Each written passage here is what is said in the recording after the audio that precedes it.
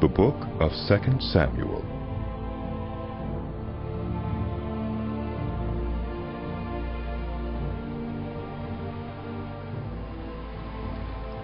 After the death of Saul, David returned from striking down the Amalekites and stayed in Ziklag 2 days. On the 3rd day, a man arrived from Saul's camp with his clothes torn and dust on his head. When he came to David, he fell to the ground to pay him honor. "Where have you come from?" David asked him. He answered, "I have escaped from the Israelite camp." "What happened?" David asked. "Tell me." "The men fled from the battle. He replied. Many of them fell and died, and Saul and his son Jonathan are dead." Then David said to the young man who brought him the report, "How do you know that Saul and his son Jonathan are dead?" "I happened to be on Mount Gilboa, the young man said. and there was Saul leaning on his spear with the chariots and their drivers in hot pursuit. When he turned around and saw me, he called out to me, and I said, 'What can I do?' He asked me, 'Who are you?' 'An Amalekite,' I answered. Then he said to me, 'Stand here by me and kill me. I am in the throes of death, but I'm still alive.' So I stood beside him and killed him, because I knew that after he had fallen, he could not survive. And I took the crown that was on his head and the band on his arm, and have brought them here to our Lord." Then David and all the men with him took hold of their clothes and tore them. They mourned and wept and fasted till evening for Saul and his son Jonathan, and for the army of the Lord, and for the nation of Israel, because they had fallen by the sword. David said to the young man who brought him the report, "Where are you from?" "I am the son of a foreigner, an Amalekite." he answered. David asked him, "Why weren't you afraid to lift your hand to destroy the Lord's anointed?" Then David called one of his men and said, "Go! Strike him down!" So he struck him down, and he died. For David had said to him, "Your blood be on your own head. Your mouth testified against you when you said, 'I killed the Lord's anointed.'" David took up this lament concerning Saul and his son Jonathan, and he ordered that the people of Judah be taught this lament of the bow. It is written in the book of Jasher. "A gazelle lies slain on your heights, Israel. How the mighty have fallen! Tell it not in Gath. Proclaim it not in the streets of Ashkelon. Lest the daughters of the Philistines be glad, lest the daughters of the uncircumcised rejoice. Mountains of Gilboa, may you have neither dew nor rain. May no showers fall on your terraced fields. For there the shield of the mighty was despised. The shield of Saul no longer rubbed with oil. From the blood of the slain, from the flesh of the mighty, the bow of Jonathan did not turn back. The sword of Saul did not return unsatisfied. Saul and Jonathan, in life they were loved and admired, and in death they were not parted. They were swifter than eagles. They were stronger than lions. Daughters of Israel, weep for Saul, who clothed you in scarlet and finery, who adorned your garments with ornaments of gold. How the mighty have fallen in battle! Jonathan lies slain on your heights. I grieve for you, Jonathan, my brother. You were very dear to me. Your love for me was wonderful, more wonderful than that of women. How the mighty have fallen! The weapons of war have perished. In the course of time, David inquired of the Lord. Shall I go up to one of the towns of Judah? He asked. The Lord said, Go up. David asked, Where shall I go? To Hebron. The Lord answered. So David went up there with his 2 wives, Ahinoam of Jezreel, and Abigail, the widow of Nabal of Carmel. David also took the men who were with him, each with his family, and they settled in Hebron and its towns. Then the men of Judah came to Hebron, and there they anointed David king over the tribe of Judah. When David was told that it was the men from Jabesh-Gilead who had buried Saul, he sent messengers to them to say to them, The Lord bless you for showing this kindness to Saul, your master, by burying him. May the Lord now show you kindness and faithfulness, and I too will show you the same favor because you have done this. Now then, be strong and brave, for Saul your master is dead, and the people of Judah have anointed me king over them. Meanwhile, Abner, son of Ner, the commander of Saul's army, had taken Ishbosheth, son of Saul, and brought him over to Mahanaim. He made him king over Gilead, Asherai, and Jezreel, and also over Ephraim, Benjamin, and all Israel. Ishbosheth, son of Saul, was 40 years old when he became king over Israel, and he reigned 2 years. The tribe of Judah, however, remained loyal to David. The length of time David was king in Hebron over Judah was 7 years and 6 months. Abner, son of Ner, together with the men of Ishbosheth, son of Saul, left Mahanaim and went to Gibeon. Joab, son of Zeruiah, and David's men went out and met them at the pool of Gibeon. One group sat down on one side of the pool, and one group on the other side. Then Abner said to Joab, Let's have some of the young men get up and fight hand to hand in front of us. All right, let them do it. Joab said. So they stood up and were counted off, 12 men for Benjamin and Ishbosheth, son of Saul, and 12 for David. Then each man grabbed his opponent by the head and thrust his dagger into his opponent's side, and they fell down together. So that place in Gibeon was called Helkath Hazurim. The battle that day was very fierce, and Abner and the Israelites were defeated by David's men. The 3 sons of Zeruiah were there, Joab, Abishai, and Asahel. Now Asahel was as fleet-footed as a wild gazelle. He chased Abner, turning neither to the right nor to the left as he pursued him. Abner looked behind him and asked, Is that you, Asahel? It is. He answered. Then Abner said to him, Turn aside to the right or to the left. Take on one of the young men and strip him of his weapons. But Asahel would not stop chasing him. Again Abner warned Asahel. Stop chasing me! Why should I strike you down? How could I look your brother Joab in the face? But Asahel refused to give up the pursuit. Make me do So Abner thrust the butt of his spear into Asahel's stomach, and the spear came out through his back. He fell there and died on the spot. And every man stopped when he came to the place where Asahel had fallen and died. But Joab and Abishai pursued Abner, and as the sun was setting, they came to the hill of Ammah, near Giah, on the way to the wasteland of Gibeon. Then the men of Benjamin rallied behind Abner. They formed themselves into a group and took their stand on top of a hill. Abner called out to Joab, Must the sword devour forever? Don't you realize that this will end in bitterness? How long before you order your men to stop pursuing their fellow Israelites? Joab answered, As surely as God lives, if you had not spoken, the men would have continued pursuing them until morning. So Joab blew the trumpet, and all the troops came to a halt. They no longer pursued Israel, nor did they fight any more. All that night Abner and his men marched through the Arabah. They crossed the Jordan, continued through the morning hours, and came to Mahanaim.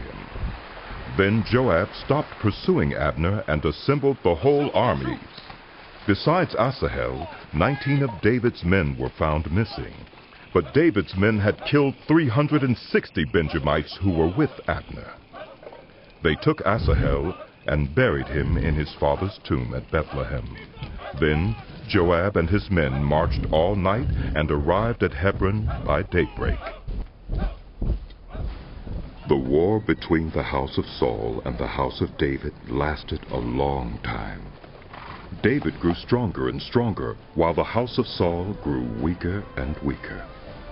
Sons were born to David in Hebron. His firstborn was Amnon, the son of Ahinoam of Jezreel. His second, Chileab, the son of Abigail, the widow of Nabal of Carmel.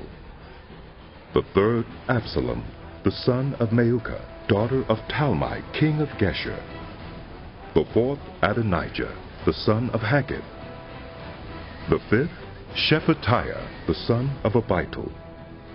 And the sixth, Ithream, the son of David's wife Eglah. These were born to David in Hebron.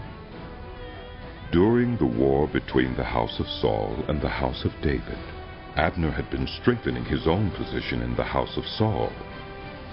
Now Saul had had a concubine named Rizpah, daughter of Aiah. And Ishbosheth said to Abner, "Why did you sleep with my father's concubine?" Abner was very angry because of what Ishbosheth said. So he answered, "Am I a dog's head on Judah's side? This very day I am loyal to the house of your father Saul and to his family and friends. I haven't handed you over to David, yet now you accuse me of an offense involving this woman. May God deal with Abner, be it ever so severely, if I do not do for David what the Lord promised him on oath, and transfer the kingdom from the house of Saul and establish David's throne over Israel and Judah from Dan to Beersheba." Ishbosheth did not dare to say another word to Abner because he was afraid of him. Then Abner sent messengers on his behalf to say to David, "Whose land is it?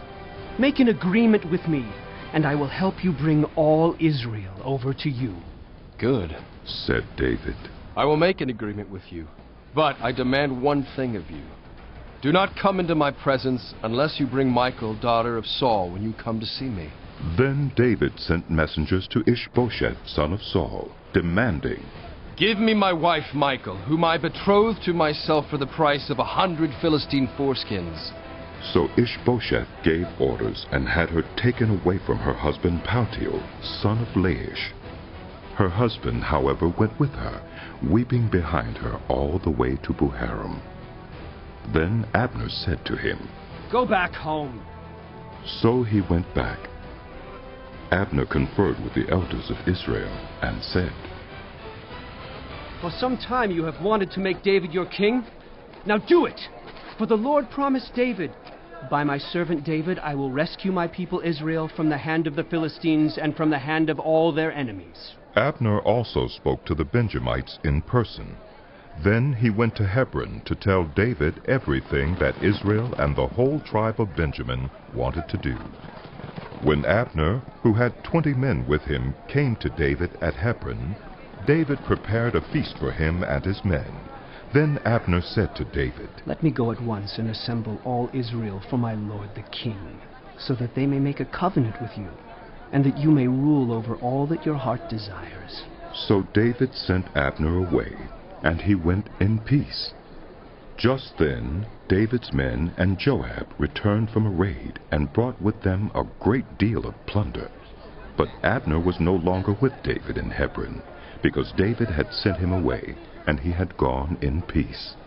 When Joab and all the soldiers with him arrived, he was told that Abner, son of Ner, had come to the king, and that the king had sent him away, and that he had gone in peace. So Joab went to the king and said, "What have you done? Look, Abner came to you. Why did you let him go? Now he is gone. You know Abner, son of Ner. He came to deceive you and observe your movements and find out everything you are doing." Joab then left David and sent messengers after Abner, and they brought him back from the cistern at Sirah. But David did not know it.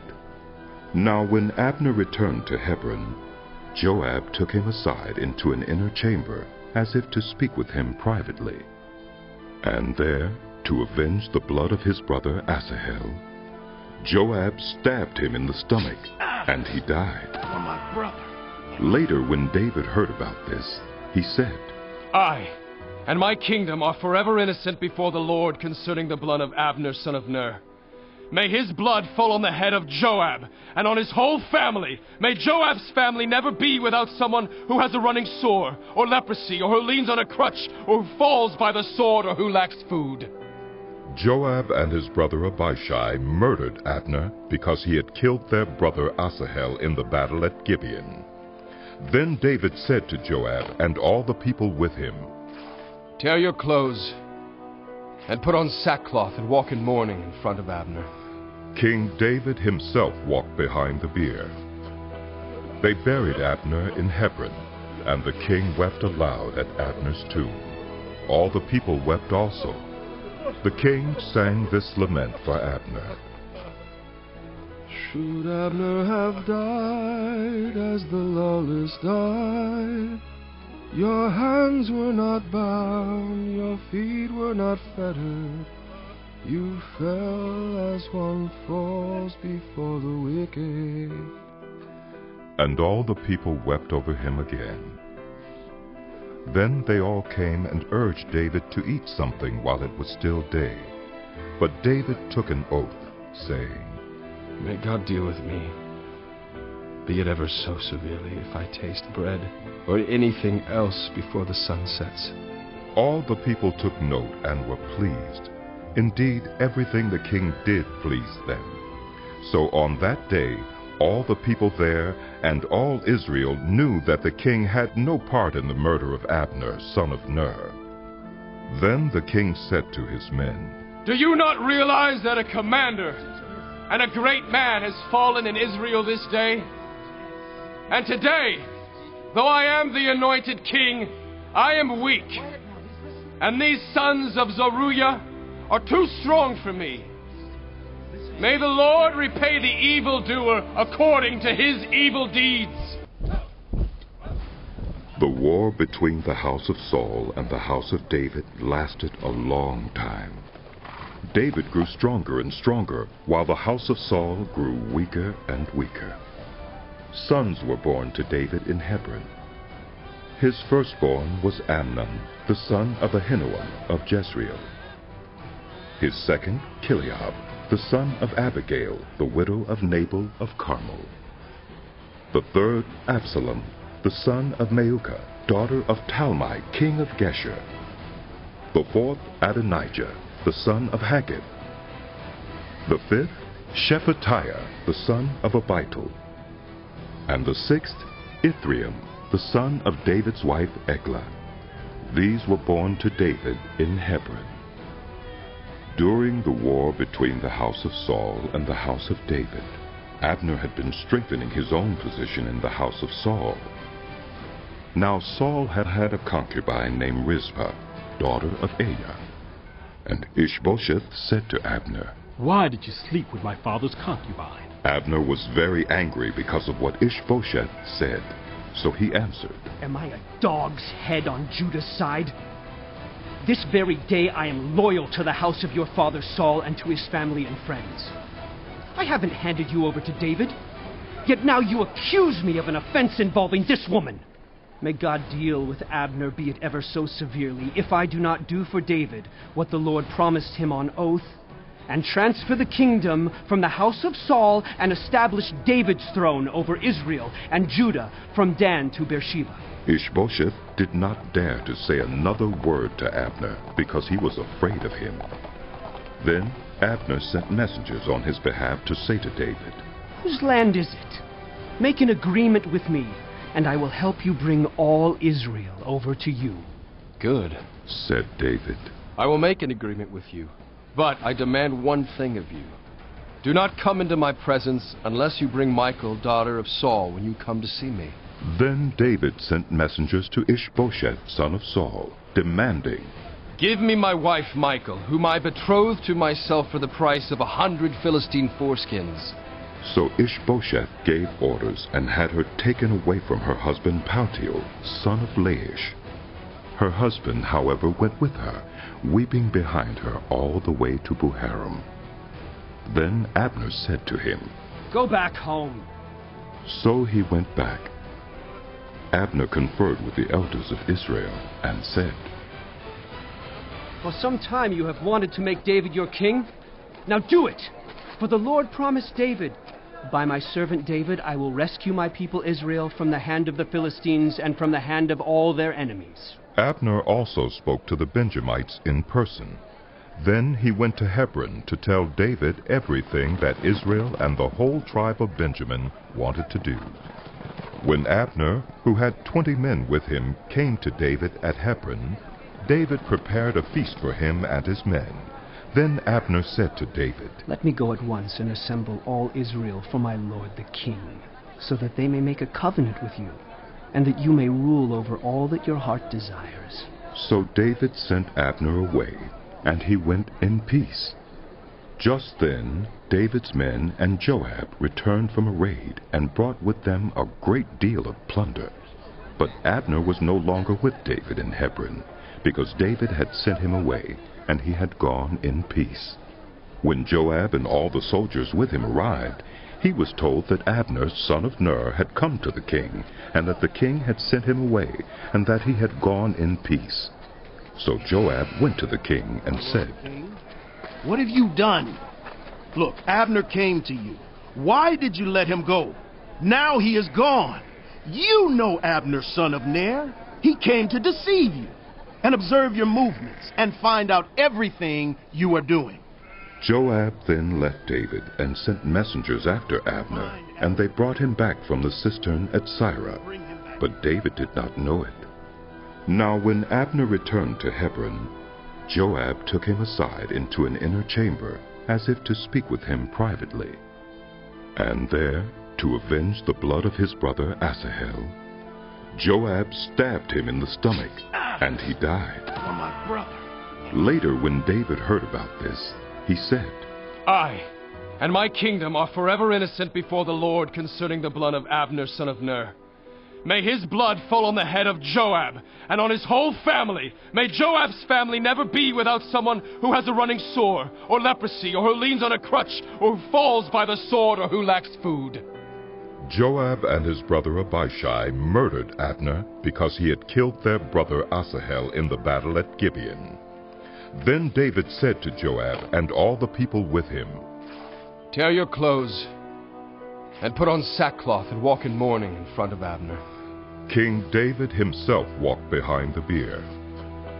They buried Abner in Hebron, and the king wept aloud at Abner's tomb.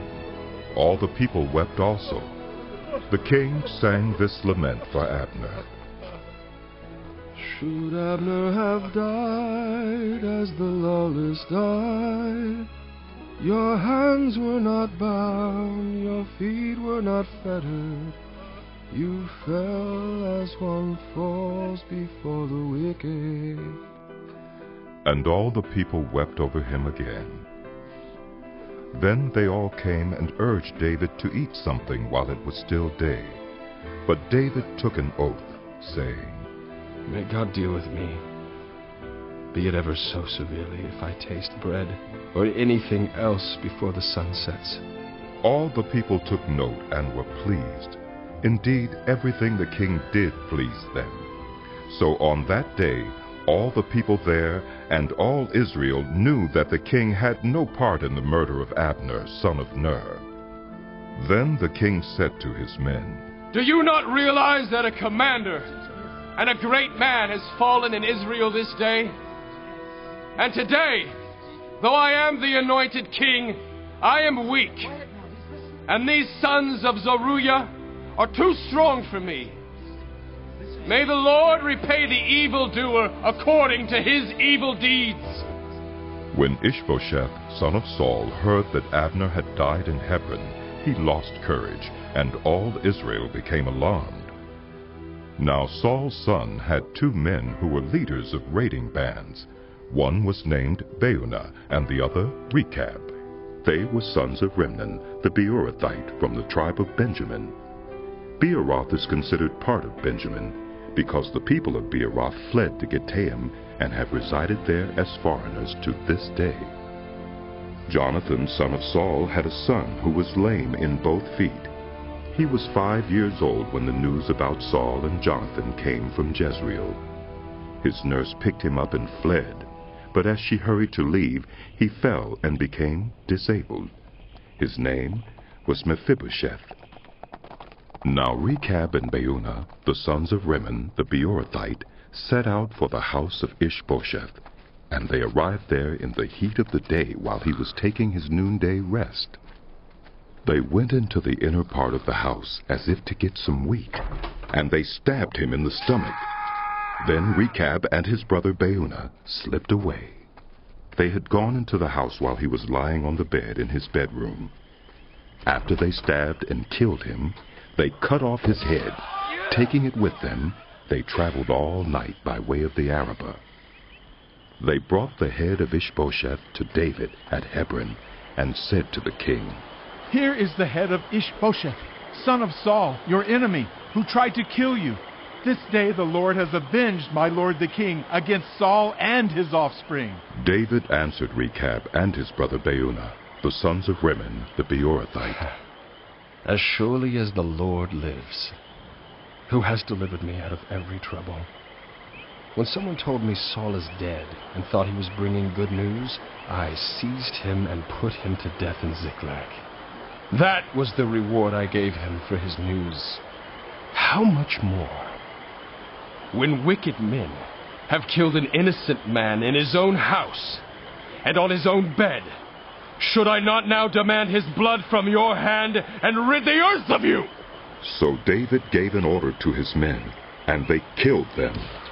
They cut off their hands and feet and hung the bodies by the pool in Hebron. But they took the head of Ishbosheth and buried it in Abner's tomb at Hebron. All the tribes of Israel came to David at Hebron and said, "We are your own flesh and blood. In the past, while Saul was king over us, you were the one who led Israel on their military campaigns. And the Lord said to you, 'You will shepherd my people Israel, and you will become their ruler.'" When all the elders of Israel had come to King David at Hebron, the king made a covenant with them at Hebron before the Lord, and they anointed David king over Israel. David was 30 years old when he became king, and he reigned 40 years. In Hebron he reigned over Judah 7 years and 6 months, and in Jerusalem he reigned over all Israel and Judah 33 years. The king and his men marched to Jerusalem to attack the Jebusites who lived there. The Jebusites said to David, "You will not get in here. Even the blind and the lame can ward you off." They thought. David cannot get in here. Nevertheless, David captured the fortress of Zion, which is the city of David. On that day, David had said, "Anyone who conquers the Jebusites will have to use the water shaft to reach those lame and blind who are David's enemies." That is why they say, "The blind and lame will not enter the palace." David then took up residence in the fortress and called it the City of David. He built up the area around it, from the terraces inward, and he became more and more powerful because the Lord God Almighty was with him. Now Hiram, king of Tyre, sent envoys to David, along with cedar logs and carpenters and stonemasons, and they built a palace for David. Then David knew that the Lord had established him as king over Israel, and had exalted his kingdom for the sake of his people Israel. After he left Hebron, David took more concubines and wives in Jerusalem, and more sons and daughters were born to him. These are the names of the children born to him there: Shemua, Shobab, Nathan, Solomon, Ibhar, Elishua, Nepheg, Japhiah, Elishama, Eliuda, and Eliphalet. When the Philistines heard that David had been anointed king over Israel, they went up in full force to search for him. But David heard about it and went down to the stronghold. Now the Philistines had come and spread out in the valley of Rephaim. So David inquired of the Lord, Shall I go and attack the Philistines? Will you deliver them into my hands? The Lord answered him, Go, for I will surely deliver the Philistines into your hands. So David went to Baal Perazim, and there he defeated them. He said, As waters break out, the Lord has broken out against my enemies before me. So that place was called Baal Perazim. The Philistines abandoned their idols there, and David and his men carried them off. Once more the Philistines came up and spread out in the valley of Rephaim. So David inquired of the Lord, and he answered, Do not go straight up, but circle around behind them and attack them in front of the poplar trees. As soon as you hear the sound of marching in the tops of the poplar trees, move quickly, because that will mean the Lord has gone out in front of you to strike the Philistine army. So David did as the Lord commanded him, and he struck down the Philistines all the way from Gibeon to Gezer. David again brought together all the able young men of Israel, 30,000. He and all his men went to Baalah in Judah to bring up from there the ark of God, which is called by the name of the Lord Almighty, who is enthroned between the cherubim on the ark. They set the ark of God on a new cart and brought it from the house of Abinadab, which was on the hill. Uzzah and Ahio, sons of Abinadab, were guiding the new cart with the ark of God on it, and Ahio was walking in front of it. David and all Israel was celebrating with all their might before the Lord, with castanets, harps, lyres, timbrels, sistrums, and cymbals. When they came to the threshing floor of Nacon, Uzzah reached out and took hold of the ark of God, because the oxen stumbled. The Lord's anger burned against Uzzah because of his irreverent act. Therefore God struck him down, and he died there beside the ark of God. Then David was angry because the Lord's wrath had broken out against Uzzah, and to this day that place is called Perez Uzzah. David was afraid of the Lord that day, and said, How can the ark of the Lord ever come to me? He was not willing to take the ark of the Lord to be with him in the city of David. Instead, he took it to the house of Obed-Edom, the Gittite. The ark of the Lord remained in the house of Obed-Edom, the Gittite, for 3 months, and the Lord blessed him and his entire household. Now King David was told, The Lord has blessed the household of Obed-Edom and everything he has because of the ark of God. So David went to bring up the ark of God from the house of Obed-Edom to the city of David with rejoicing. When those who were carrying the ark of the Lord had taken 6 steps, he sacrificed a bull and a fattened calf.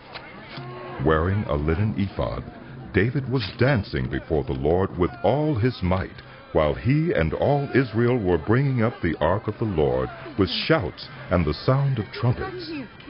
As the ark of the Lord was entering the city of David, Michal, daughter of Saul, watched from a window. And when she saw King David leaping and dancing before the Lord, she despised him in her heart. They brought the ark of the Lord and set it in its place inside the tent that David had pitched for it, and David sacrificed burnt offerings and fellowship offerings before the Lord. After he had finished sacrificing the burnt offerings and fellowship offerings, he blessed the people in the name of the Lord Almighty. Then he gave a loaf of bread, a cake of dates, and a cake of raisins to each person in the whole crowd of Israelites, both men and women, and all the people went to their homes. When David returned home to bless his household, Michal, daughter of Saul, came out to meet him and said, How the king of Israel has distinguished himself today, going around half naked in full view of the slave girls of his servants, as any vulgar fellow would. David said to Michal, It was before the Lord, who chose me rather than your father, or anyone from his house, when he appointed me ruler over the Lord's people of Israel. I will celebrate before the Lord. I will become even more undignified than this, and I will be humiliated in my own eyes. How could you? But by these slave girls that you spoke of, I will be held in honor. And Michal, daughter of Saul, had no children to the day of her death. After the king was settled in his palace, and the Lord had given him rest from all his enemies around him, he said to Nathan the prophet, Here I am, living in a house of cedar, while the ark of God remains in a tent. Nathan replied to the king, Whatever you have in mind, go ahead and do it, for the Lord is with you. But that night the word of the Lord came to Nathan, saying, Go and tell my servant David, this is what the Lord says. Are you the one to build me a house to dwell in? I have not dwelt in a house from the day I brought the Israelites up out of Egypt to this day. I have been moving from place to place with a tent as my dwelling. Wherever I have moved with all the Israelites, did I ever say to any of their rulers whom I commanded to shepherd my people Israel, Why have you not built me a house of cedar? Now then, tell my servant David, this is what the Lord Almighty says. I took you from the pasture, from tending the flock, and appointed you ruler over my people Israel. I have been with you wherever you have gone, and I have cut off all your enemies from before you. Now I will make your name great, like the names of the greatest men on earth. And I will provide a place for my people Israel, and will plant them so that they can have a home of their own, and no longer be disturbed. Wicked people will not oppress them anymore, as they did at the beginning, and have done ever since the time I appointed leaders over my people Israel. I will also give you rest from all your enemies. The Lord declares to you that the Lord himself will establish a house for you. When your days are over, and you rest with your ancestors, I will raise up your offspring to succeed you, your own flesh and blood, and I will establish his kingdom. He is the one who will build a house for my name, and I will establish the throne of his kingdom forever. I will be his father, and he will be my son. When he does wrong, I will punish him with a rod wielded by men, with floggings inflicted by human hands. But my love will never be taken away from him, as I took it away from Saul, whom I removed from before you. Your house and your kingdom will endure forever before me. Your throne will be established forever. Nathan reported to David all the words of this entire revelation. Then King David went in and sat before the Lord, and he said, Who am I, sovereign Lord? And what is my family that you have brought me this far? And as if this were not enough in your sight, sovereign Lord, you have also spoken about the future of the house of your servant. And this decree, sovereign Lord, is for a mere human. What more can David say to you? For you know your servant, sovereign Lord. For the sake of your word, and according to your will, you have done this great thing, and made it known to your servant. How great you are, sovereign Lord! There is no one like you, and there is no God but you, as we have heard with our own ears. And who is like your people Israel, the one nation on earth that God went out to redeem as a people for himself, and to make a name for himself, and to perform great and awesome wonders by driving out nations and their gods from before your people, whom you redeemed from Egypt. You have established your people Israel as your very own forever, and you, Lord, have become their God. And now, Lord God, keep forever the promise you have made concerning your servant and his house. Do as you promised, so that your name will be great forever. Then people will say, the Lord Almighty is God over Israel, and the house of your servant David will be established in your sight. Lord Almighty, God of Israel, you have revealed this to your servant, saying, I will build a house for you. So your servant has found courage to pray this prayer to you. Sovereign Lord, you are God. Your covenant is trustworthy, and you have promised these good things to your servant. Now be pleased to bless the house of your servant, that it may continue forever in your sight. For you, Sovereign Lord, have spoken, and with your blessing, the house of your servant will be blessed forever. In the course of time, David defeated the Philistines and subdued them. And he took Metheg-Ammah from the control of the Philistines. David also defeated the Moabites. He made them lie down on the ground and measured them off with a length of cord. Every 2 lengths of them were put to death, and the 3rd length was allowed to live. So the Moabites became subject to David and brought him tribute. Moreover, David defeated Hadadezer, son of Rehob, king of Zobah, when he went to restore his monument at the Euphrates River. David captured 1,000 of his chariots, 7,000 charioteers, and 20,000 foot soldiers. He hamstrung all but 100 of the chariot horses. When the Arameans of Damascus came to help Hadadezer, king of Zobah, David struck down 22,000 of them. He put garrisons in the Aramean kingdom of Damascus, and the Arameans became subject to him and brought tribute. The Lord gave David victory wherever he went. David took the gold shields that belonged to the officers of Hadadezer and brought them to Jerusalem. From Tebah and Berothai, towns that belonged to Hadadezer, King David took a great quantity of bronze. When Tu, king of Hamath, heard that David had defeated the entire army of Hadadezer, he sent his son Joram to King David to greet him and congratulate him on his victory in battle over Hadadezer, who had been at war with Tu.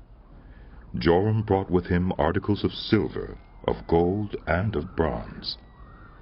King David dedicated these articles to the Lord, as he had done with the silver and gold from all the nations he had subdued, Edom and Moab, the Ammonites and the Philistines and Amalek.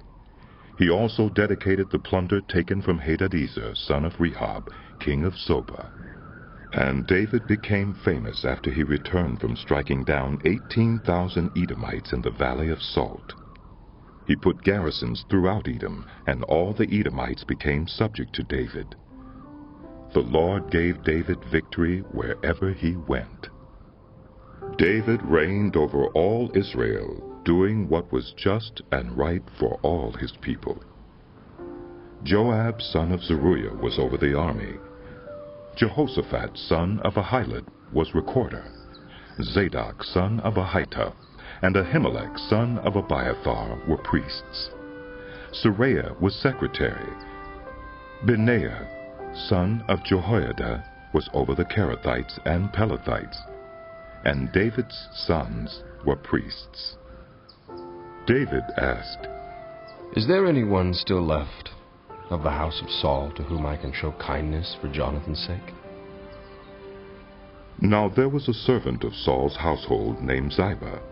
They summoned him to appear before David, and the king said to him, Are you Ziba?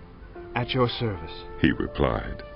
The king asked, Is there no one still alive from the house of Saul to whom I can show God's kindness? Ziba answered the king, there is still a son of Jonathan. He is lame in both feet. Where is he? The king asked. Ziba answered, He is at the house of Machir, son of Ammiel in Lodebar. So King David had him brought from Lodebar, from the house of Machir, son of Ammiel. When Mephibosheth, son of Jonathan, the son of Saul, came to David, he bowed down to pay him honor. David said, Mephibosheth. At your service, he replied. Don't be afraid. David said to him, For I will surely show you kindness for the sake of your father, Jonathan. I will restore to you all the land that belonged to your grandfather Saul, and you will always eat at my table. Mephibosheth bowed down and said, What is your servant that you should notice a dead dog like me? Then the king summoned Ziba, Saul's steward, and said to him, I have given your master's grandson everything that belonged to Saul and his family. You and your sons and your servants are to farm the land for him and bring in the crops, so that your master's grandson may be provided for. And Mephibosheth, grandson of your master, will always eat at my table. Now Ziba had 15 sons and 20 servants. Then Ziba said to the king, Your servant will do whatever my lord the king commands his servant to do. So Mephibosheth ate at David's table like one of the king's sons. Mephibosheth had a young son named Micah, and all the members of Ziba's household were servants of Mephibosheth. And Mephibosheth lived in Jerusalem, because he always ate at the king's table. He was lame in both feet. In the course of time, the king of the Ammonites died, and his son Hanun succeeded him as king. David thought, I will show kindness to Hanun, son of Nahash, just as his father showed kindness to me. So David sent a delegation to express his sympathy to Hanun concerning his father. When David's men came to the land of the Ammonite commanders said to Hanun, their lord, Do you think David is honoring your father by sending envoys to you to express sympathy? Hasn't David sent them to you only to explore the city and spy it out and overthrow it? So Hanun seized David's envoys, shaved off half of each man's beard, cut off their garments at the buttocks, and sent them away. When David was told about this, he sent messengers to meet the men, for they were greatly humiliated. The king said, Stay at Jericho till your beards have grown, and then come back. When the Ammonites realized that they had become obnoxious to David, they hired 20,000 Aramean foot soldiers from Beth-rehob and Zoba, as well as the king of Maacah with 1,000 men, and also 12,000 men from Tob. On hearing this, David sent Joab out with the entire army of fighting men. The Ammonites came out and drew up in battle formation at the entrance of their city gate, while the Arameans of Zoba and Rehob and the men of Tob and Maacah were by themselves in the open country.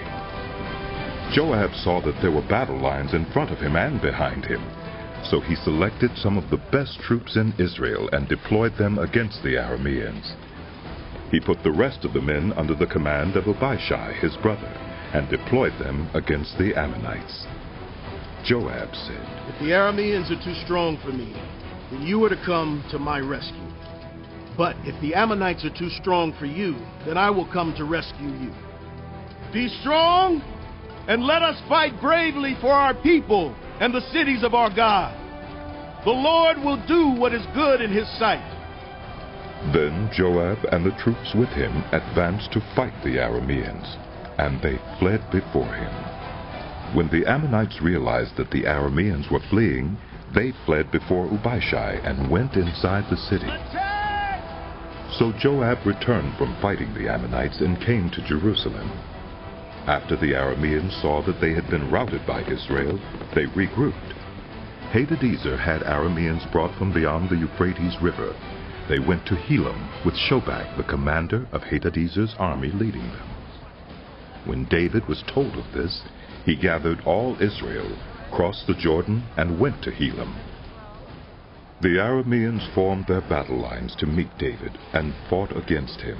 But they fled before Israel, and David killed 700 of their charioteers and 40,000 of their foot soldiers. He also struck down Shobach, the commander of their army, and he died there. When all the kings who were vassals of Hadadezer saw that they had been routed by Israel, they made peace with the Israelites and became subject to them. So the Arameans were afraid to help the Ammonites anymore. In the spring, at the time when kings go off to war, David sent Joab out with the king's men and the whole Israelite army. They destroyed the Ammonites and besieged Rabbah. But David remained in Jerusalem. One evening David got up from his bed and walked around on the roof of the palace. From the roof he saw a woman bathing. The woman was very beautiful, and David sent someone to find out about her. The man said, "She is Bathsheba, the daughter of Eliam, and the wife of Uriah the Hittite." Then David sent messengers to get her. She came to him, and he slept with her. Now she was purifying herself from her monthly uncleanness. Then she went back home. The woman conceived and sent word to David, saying, "I am pregnant." So David sent this word to Joab, "Send me Uriah the Hittite." And Joab sent him to David. When Uriah came to him, David asked him how Joab was, how the soldiers were, and how the war was going. Then David said to Uriah, "Go down to your house and wash your feet." So Uriah left the palace, and a gift from the king was sent after him. But Uriah slept at the entrance to the palace with all his master's servants, and did not go down to his house. David was told. No, my lord. Uriah did not go home. So he asked Uriah, "Haven't you just come from a military campaign? Why didn't you go home?" Uriah said to David, "The ark and Israel and Judah are staying in tents, and my commander Joab and my lord's men are camped in the open country. How could I go to my house to eat and drink and make love to my wife? As surely as you live, I will not do such a thing." Then David said to him, "Stay here one more day, and tomorrow I will send you back. In the meantime..." So Uriah remained in Jerusalem that day and the next. At David's invitation he ate and drank with him, and David made him drunk. But in the evening Uriah went out to sleep on his mat among his master's servants. He did not go home. In the morning David wrote a letter to Joab and sent it with Uriah. In it he wrote, "Put Uriah out in front, where the fighting is fiercest. Then withdraw from him, so he will be struck down and die." So while Joab had the city under siege, he put Uriah at a place where he knew the strongest defenders were. When the men of the city came out and fought against Joab, some of the men in David's army fell. Moreover, Uriah the Hittite died. Joab sent David a full account of the battle. He instructed the messenger, "When you have finished giving the king this account of the battle, the king's anger may flare up, and he may ask you, 'Why did you get so close to the city to fight? Didn't you know they would shoot arrows from the wall? Who killed Abimelech, son of Jerubasheth?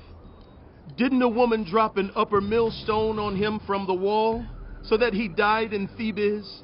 Why did you get so close to the wall?' If he asks you this, then say to him, 'Moreover, your servant Uriah the Hittite is dead.'" The messenger set out, and when he arrived, he told David everything Joab had sent him to say. The messenger said to David, "The men overpowered us and came out against us in the open, but we drove them back to the entrance of the city gate. Then the archers shot arrows at your servants from the wall, and some of the king's men died. Moreover, your servant Uriah the Hittite is dead." David told the messenger, "Say this to Joab. Don't let this upset you. The sword devours one as well as another. Press the attack against the city and destroy it. Say this to encourage Joab. When Uriah's wife heard that her husband was dead, she mourned for him. After the time of mourning was over, David had her brought to his house, and she became his wife and bore him a son. But the thing David had done displeased the Lord. The Lord sent Nathan to David. When he came to him, he said, There were 2 men in a certain town, one rich and the other poor. The rich man had a very large number of sheep and cattle, but the poor man had nothing except one little ewe lamb he had bought. He raised it, and it grew up with him and his children. It shared his food, drank from his cup, and even slept in his arms. It was like a daughter to him. Now a traveler came to the rich man, but the rich man refrained from taking one of his own sheep or cattle to prepare a meal for the traveler who had come to him. Instead, he took the ewe lamb that belonged to the poor man and prepared it for the one who had come to him. What? David burned with anger against the man and said to Nathan, As surely as the Lord lives, the man who did this must die. He must pay for that lamb 4 times over because he did such a thing and had no pity. Then Nathan said to David, You are the man. This is what the Lord, the God of Israel, says. I anointed you king over Israel, and I delivered you from the hand of Saul. I gave your master's house to you, and your master's wives into your arms. I gave you all Israel and Judah. And if all this had been too little, I would have given you even more. Why did you despise the word of the Lord by doing what is evil in his eyes? You struck down Uriah the Hittite with the sword and took his wife to be your own. You killed him with the sword of the Ammonites. Now, therefore, the sword will never depart from your house, because you despised me and took the wife of Uriah the Hittite to be your own. This is what the Lord says. Out of your own household I am going to bring calamity on you. Before your very eyes I will take your wives and give them to one who is close to you, and he will sleep with your wives in broad daylight. You did it in secret, but I will do this thing in broad daylight before all Israel. Then David said to Nathan, I have sinned against the Lord. Nathan replied, The Lord has taken away your sin. Oh, thank you. You are not going to die. But because by doing this you have shown utter contempt for the Lord, the son born to you will die. After Nathan had gone home, the Lord struck the child that Uriah's wife had borne to David, and he became ill. David pleaded with God for the child. He fasted and spent the nights lying in sackcloth on the ground. The elders of his household stood beside him to get him up from the ground, but he refused, and he would not eat any food with them. On the 7th day, the child died. David's attendants were afraid to tell him that the child was dead, for they thought, While the child was still living, he wouldn't listen to us when we spoke to him. How can we now tell him the child is dead? He may do something desperate. David noticed that his attendants were whispering among themselves, and he realized the child was dead. Is the child dead? He asked. Yes. They replied. He is dead. Then David got up from the ground. After he had washed, put on lotions, and changed his clothes, he went into the house of the Lord and worshipped. Then he went to his own house, and at his request they served him food, and he ate. His attendants asked him, Why are you acting this way? While the child was alive, you fasted and wept, but now that the child is dead, you get up and eat? He answered, While the child was still alive, I fasted and wept. I thought, who knows, the Lord may be gracious to me and let the child live. But now that he is dead, why should I go on fasting? Can I bring him back again? I will go to him, but he will not return to me. Then David comforted his wife Bathsheba, and he went to her and made love to her. She gave birth to a son, and they named him Solomon. The Lord loved him, and because the Lord loved him, he sent word through Nathan the prophet to name him Jedediah. Meanwhile, Joab fought against Rabbah of the Ammonites and captured the royal citadel. Joab then sent messengers to David, saying, I have fought against Rabbah and taken its water supply. Now muster the rest of the troops and besiege the city and capture it. Otherwise, I will take the city, and it will be named after me. So David mustered the entire army and went to Rabbah and attacked and captured it. David took the crown from their king's head, and it was placed on his own head. It weighed a talent of gold, and it was set with precious stones. David took a great quantity of plunder from the city and brought out the people who were there, consigning them to labor with saws and with iron picks and axes, and he made them work at brick-making. David did this to all the Ammonite towns. Then he and his entire army returned to Jerusalem. In the course of time, Amnon, son of David, fell in love with Tamar, the beautiful sister of Absalom, son of David. Amnon became so obsessed with his sister Tamar that he made himself ill. She was a virgin, and it seemed impossible for him to do anything to her. Now Amnon had an adviser named Jonadab, son of Shimeah, David's brother. Jonadab was a very shrewd man. He asked Amnon, Why do you, the king's son, look so haggard morning after morning? Won't you tell me? Amnon said to him, I am in love with Tamar, my brother Absalom's sister. Go to bed and pretend to be ill. Jonadab said, When your father comes to see you, say to him, I would like my sister Tamar to come and give me something to eat. Let her prepare the food in my sight, so I may watch her, and then eat it from her hand. So Amnon lay down and pretended to be ill.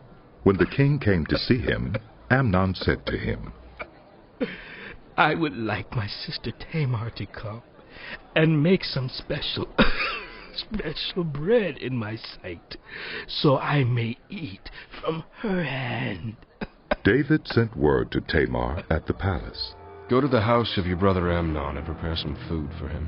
So Tamar went to the house of her brother Amnon, who was lying down. She took some dough, kneaded it, made the bread in his sight, and baked it.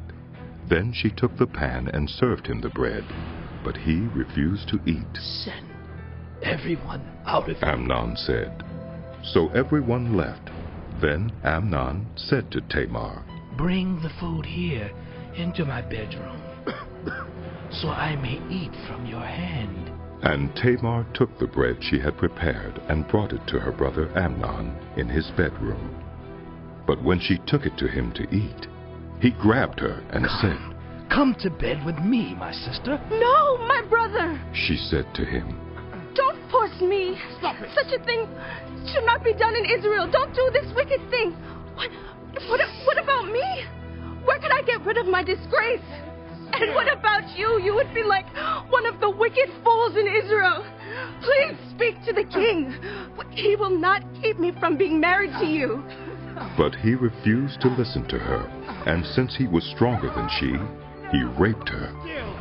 Then Amnon hated her with intense hatred.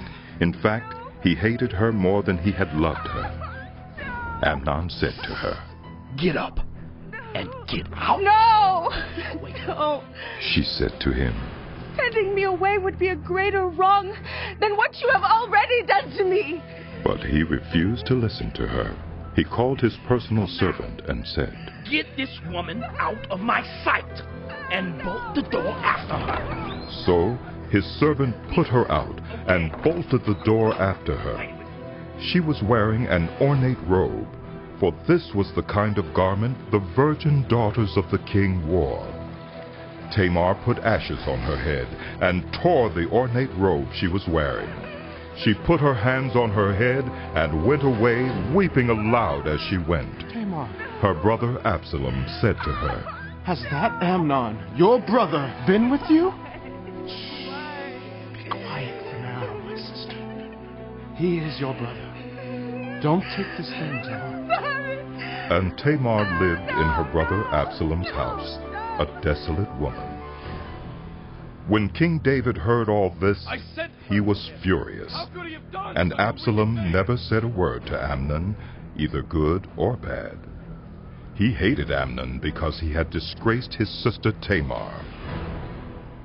2 years later, when Absalom's sheep shearers were at Baal Hazor near the border of Ephraim, he invited all the king's sons to come there.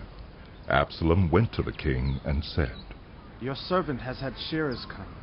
Will the king and his attendants please join me? No, my son. The king replied, All of us should not go. We would only be a burden to you. Although Absalom urged him, he still refused to go, but gave him his blessing. Then Absalom said, If not, please, let my brother Amnon come with us. The king asked him, Why should he go with you? Please, my lord. He is But Absalom urged him. So he sent with him Amnon and the rest of the king's sons. Absalom ordered his men, Listen! When Amnon is in high spirits from drinking wine, and I say to you, strike Amnon down, then kill him. Don't be afraid. Haven't I given you this order? Be strong and brave. So Absalom's men did to Amnon what Absalom had ordered. Then all the king's sons got up, mounted their mules, and fled. While they were on their way, the report came to David. Absalom has struck down all the king's sons. Not one of them is left. The king stood up, tore his clothes, and lay down on the ground, and all his attendants stood by with their clothes torn. But Jonadab, son of Shimeah, David's brother, said, My lord should not think that they killed all the princes. Only Amnon is dead. This has been Absalom's express intention ever since the day Amnon raped his sister Tamar. My lord the king should not be concerned about the report that all the king's sons are dead. Only Amnon is dead. Meanwhile, Absalom had fled. Now the man standing watch looked up and saw many people on the road west of him, coming down the side of the hill. The watchman went and told the king. I see men in the direction of Haronaim on the side of the hill. Jonadab said to the king, See, the king's sons have come. It has happened just as your servant said. As he finished speaking, the king's sons came in, wailing loudly. The king, too, and all his attendants wept very bitterly. Absalom fled and went to Talmai, son of Ammiad, the king of Geshur. But King David mourned many days for his son. After Absalom fled and went to Geshur, he stayed there 3 years, and King David longed to go to Absalom, for he was consoled concerning Amnon's death.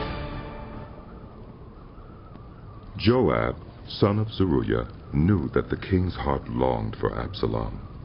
So Joab sent someone to Tekoa and had a wise woman brought from there. He said to her, Pretend you're in mourning. Dress in mourning clothes, and don't use any cosmetic lotions. Act like a woman who has spent many days grieving for the dead. Then go to the king and speak these words to him. And Joab put the words in her mouth. When the woman from Tekoa went to the king, she fell with her face to the ground to pay him honor. And she said, Help me, your majesty. The king asked her, What is troubling you? She said, I am a widow. My husband is dead. I, your servant, had 2 sons. They got into a fight with each other in the field, and no one was there to separate them. One struck the other and killed him. Now the whole clan has risen up against your servant. They say, hand over the one who struck his brother down so that we may put him to death for the life of his brother whom he killed. Then we will get rid of the heir as well. They would put out the only burning coal I have left, leaving my husband neither name nor descendant on the face of the earth.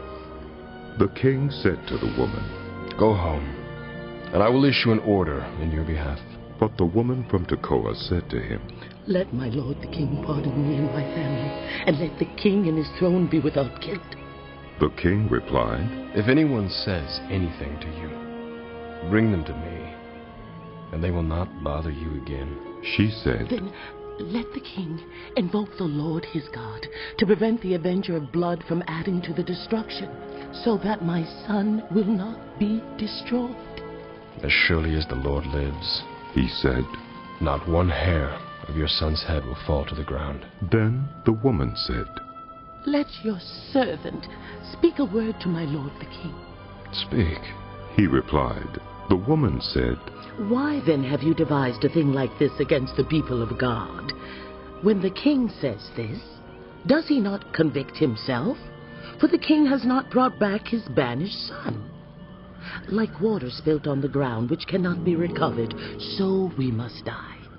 But that is not what God desires. Rather, he devises ways so that a banished person does not remain banished from him.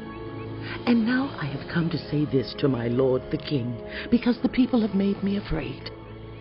Your servant thought, I will speak to the king. Perhaps he will grant his servant's request. Perhaps the king will agree to deliver his servant from the hand of the man who is trying to cut off both me and my son from God's inheritance. And now your servant says, May the word of my lord the king secure my inheritance, for my lord the king is like an angel of God in discerning good and evil. May the Lord your God be with you. Then the king said to the woman, Don't keep from me the answer to what I am going to ask you. Let my lord the king speak. The woman said. The king asked, Isn't the hand of Joab with you in all this? The woman answered, As surely as you live, my lord the king, no one can turn to the right or to the left from anything my lord the king says. Yes, it was your servant Joab who instructed me to do this, and who put all these words into the mouth of your servant. Your servant Joab did this to change the present situation. My lord has wisdom like that of an angel of God. He knows everything that happens in the land. The king said to Joab, Very well. I will do it. Go, bring back the young man, Absalom. Joab fell with his face to the ground to pay him honor, and he blessed the king.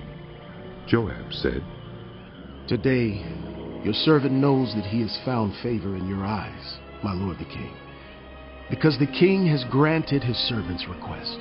Then Joab went to Jeshurun and brought Absalom back to Jerusalem. But the king said, He must go to his own house. He must not see my face. As my lord commanded. So Absalom went to his own house and did not see the face of the king.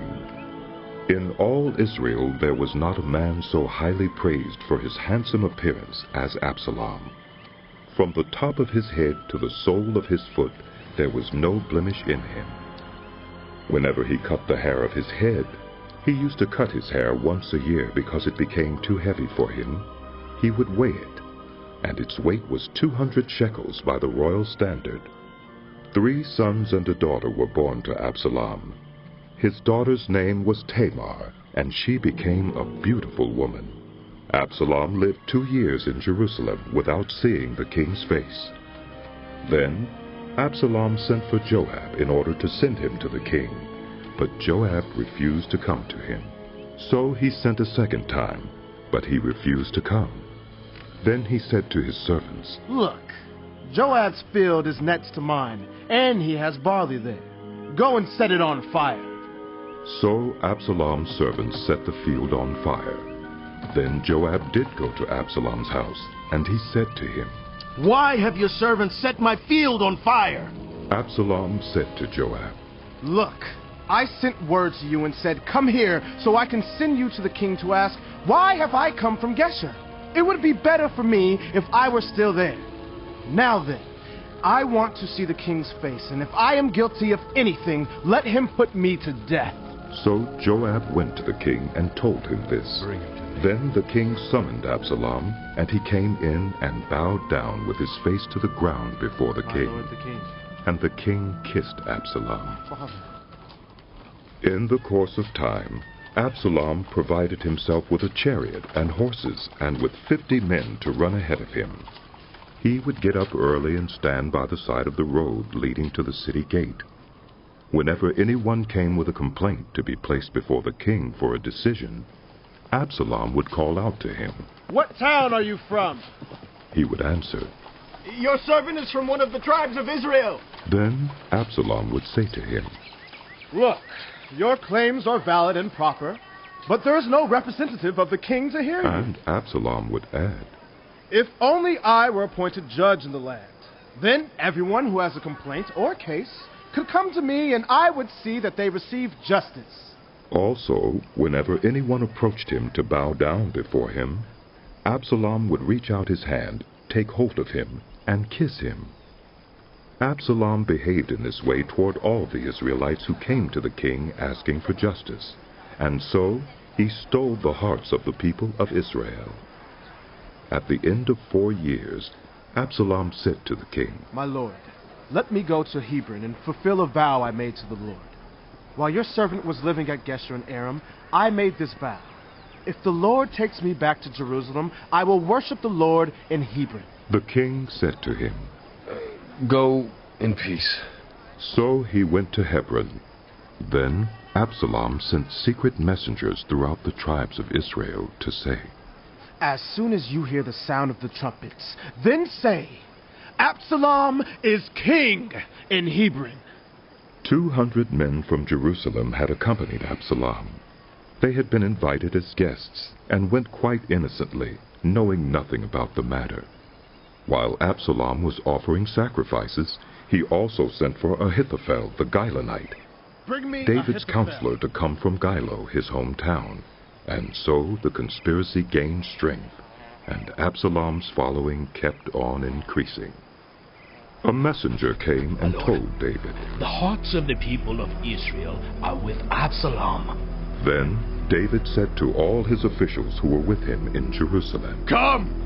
We must flee, or none of us will escape from Absalom. We must leave immediately, or he will move quickly to overtake us and bring ruin on us and put the city to the sword. The king's officials answered him, Your servants are ready to do whatever our lord the king chooses. The king set out, with his entire household following him. But he left 10 concubines to take care of the palace. So the king set out, with all the people following him, and they halted at the edge of the city. All his men marched past him, along with all the Kerethites and Pelethites, and all the 600 Gittites who had accompanied him from Gath, marched before the king. The king said to Ittai the Gittite, Why should you come along with us? Go back and stay with King Absalom. You are a foreigner, an exile from your homeland. You came only yesterday, and today shall I make you wander about with us, when I do not know where I am going? Go back, and take your people with you. May the Lord show you kindness and faithfulness. But Ittai replied to the king, As surely as the Lord lives, and as my lord the king lives, wherever my lord the king may be, whether it means life or death, there will your servant be. David said to Ittai, Go ahead. March on. So Ittai the Gittite marched on with all his men and the families that were with him. The whole countryside wept aloud as all the people passed by. The king also crossed the Kidron Valley, and all the people moved on toward the wilderness. Zadok was there too, and all the Levites who were with him were carrying the Ark of the Covenant of God. They set down the Ark of God, and Abiathar offered sacrifices until all the people had finished leaving the city. Then the king said to Zadok, Take the Ark of God back into the city. If I find favor in the Lord's eyes, he will bring me back and let me see it in his dwelling place again. But if he says, I am not pleased with you, then I am ready. Let him do to me whatever seems good to him. The king also said to Zadok the priest, Do you understand? Go back to the city with my blessing. Take your son, Ahimaaz, with you, and also Abiathar's son Jonathan. You and Abiathar return with your 2 sons. I will wait at the fords in the wilderness until word comes from you to inform me. So Zadok and Abiathar took the ark of God back to Jerusalem and stayed there. But David continued up the Mount of Olives, weeping as he went. His head was covered and he was barefoot. All the people with him covered their heads too, and were weeping as they went up. Now David had been told. Ahithophel is among the conspirators with Absalom. So David prayed, Lord, turn Ahithophel's counsel into foolishness. When David arrived at the summit where people used to worship God, Hushai the Archite was there to meet him, his robe torn and dust on his head. David said to him, If you go with me, you'll be a burden to me. But if you return to the city and say to Absalom, Your Majesty, I will be your servant. I was your father's servant in the past, but now I will be your servant. Then you can help me by frustrating Ahithophel's advice. Won't the priests, Zadok and Abiathar, be there with you? Tell them anything you hear in the king's palace. Their 2 sons, Ahimaaz, son of Zadok, and Jonathan, son of Abiathar, are there with them. Send them to me with anything you hear. So Hushai, David's confidant, arrived at Jerusalem as Absalom was entering the city. When David had gone a short distance beyond the summit, there was Ziba, the steward of Mephibosheth, waiting to meet him. He had a string of donkeys saddled and loaded with 200 loaves of bread, 100 cakes of raisins, 100 cakes of figs, and a skin of wine. The king asked Ziba, Why have you brought these? Ziba answered, My lord, the donkeys are for the king's household to ride on, the bread and fruit are for the men to eat, and the wine is to refresh those who become exhausted in the wilderness. The king then asked, Where is your master's grandson? Ziba said to him, He is staying in Jerusalem because he thinks, Today the Israelites will restore to me my grandfather's kingdom. Then the king said to Ziba, All that belonged to Mephibosheth is now yours. I humbly bow. Ziba said, May I find favor in your eyes, my lord the king. As King David approached Bahurim, a man from the same clan as Saul's family came out from there. His name was Shimei, son of Gera, and he cursed as he came out. He pelted David and all the king's officials with stones, though all the troops and the special guard were on David's right and left. As he cursed, Shimei said, Get out! Get out, you murderer! You scoundrel! The Lord has repaid you for all the blood you shed in the household of Saul, in whose place you have reigned. The Lord has given the kingdom into the hands of your son Absalom. You have come to ruin because you are a murderer. Then Abishai, son of Zeruiah, said to the king, Why should this dead dog curse my lord, the king? Let me go over and cut off his head. Abishai. But the king said, What does this have to do with you, you sons of Zeruiah? If he is cursing because the Lord said to him, Curse David, who can ask, Why do you do this? David then said to Abishai and all his officials, My son, my own flesh and blood is trying to kill me. How much more, then, this Benjamite?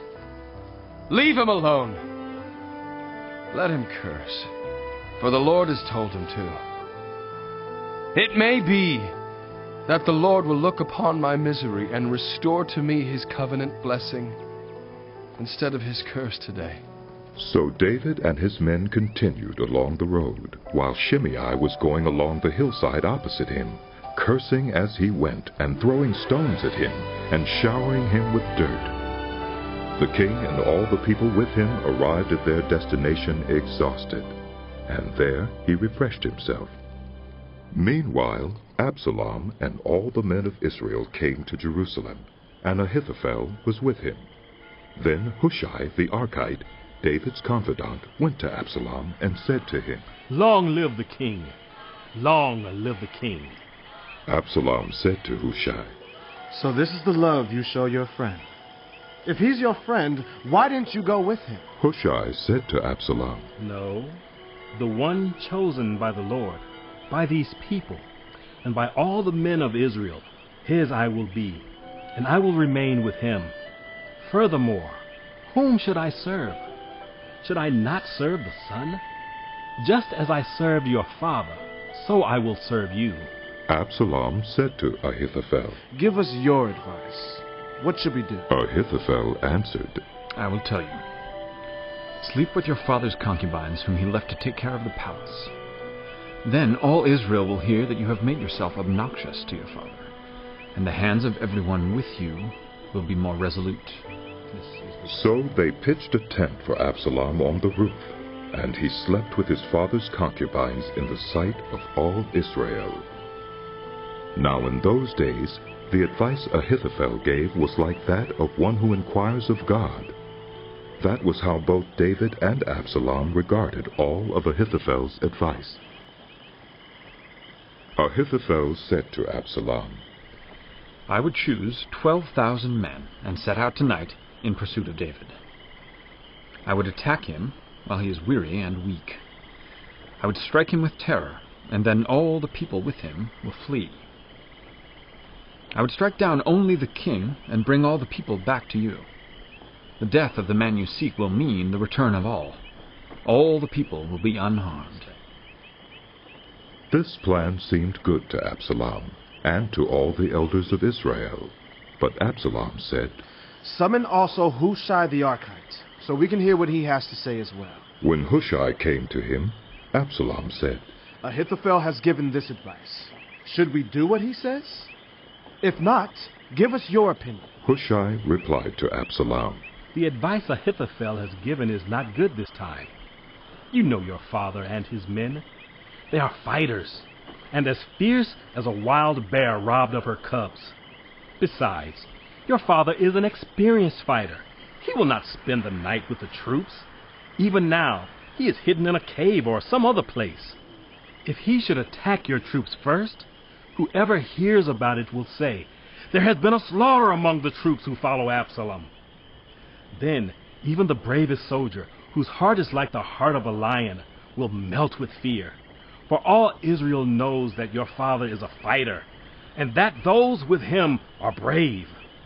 So I advise you, let all Israel, from Dan to Beersheba, as numerous as the sand on the seashore, be gathered to you, with you yourself leading them into battle. Then we will attack him wherever he may be found, and we will fall on him as dew settles on the ground. Neither he nor any of his men will be left alive. If he withdraws into a city, then all Israel will bring ropes to that city, and we will drag it down to the valley until not so much as a pebble is left. Absalom and all the men of Israel said, The advice of Hushai the Archite is better than that of Ahithophel. For the Lord had determined to frustrate the good advice of Ahithophel in order to bring disaster on Absalom.